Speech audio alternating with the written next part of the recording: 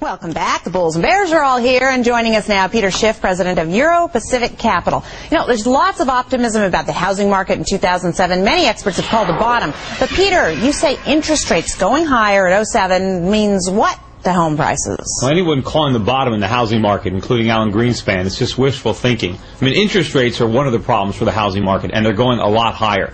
See, the problem is interest rates, like all prices, are determined by supply and demand. In America, we've got lots of demand. Everybody is borrowing money. The problem is nobody is saving it. So our domestic pool of savings is very shallow. Now, we've been able to borrow a lot of money from abroad. They save a lot, particularly in Asia.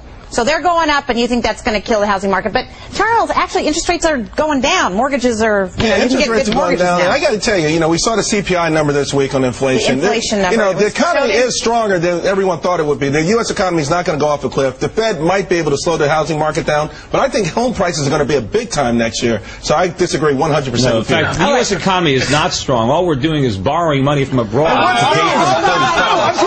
We're not going to get into that now. All right, what do you think about this link between rates and housing, Gary B? Is there a gap, Gary? Is there a gap there? No, I'll tell you what, Brenda, I don't think there is a link between the rates and housing. It depends on what you're talking about. If you're talking about new home sales, existing home sales, I'm talking about median home prices. It's like a freight train. They just keep going up. They went up through the 70s. They went up through the 80s. The only thing that derails the housing market, Brenda, is high unemployment. We don't have that right now. We don't have it yet. As far as Peter's talking about, yeah, I've heard this, people aren't saving, and yet, as we discussed on the first segment, household net worth, median net worth is at an all-time high, inflation adjusted, so I don't know where that comes from. That net worth is all these phony inflated housing prices. Once housing prices start to come back down, the net worth is gone, but all the mortgages are still there. Tobin?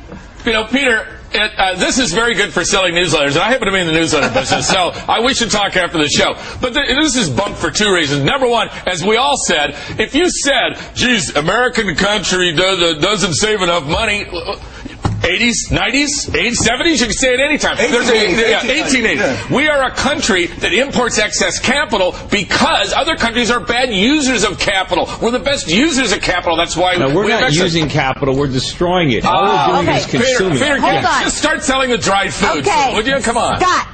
Of course there's a link between interest rates and housing. But if rates go up, it could slow housing. It won't kill it. Housing is bumping along the bottom. It is bottoming. That's the key. But interest rates are remarkably low historically and remarkably stable. And my guess is that they will be for the next several years. You guys sound like the people who are calling for the bottom in the NASDAQ when it was at 4,000. Hey, Peter. Yeah. You want to come back on the show? No, we appreciate having another point of view. And Pat, I want to ask you yours. As painful as it is to agree with Scott, he does bring up a good point that rates are low at an absolute level, and it's the absolute level of rates that determines affordability more than anything else. So absent a massive, 150 basis point, 1.5 percentage point spike in mortgage rates, I don't think that's what's going to affect the housing market. The larger issue is the inventory overhang.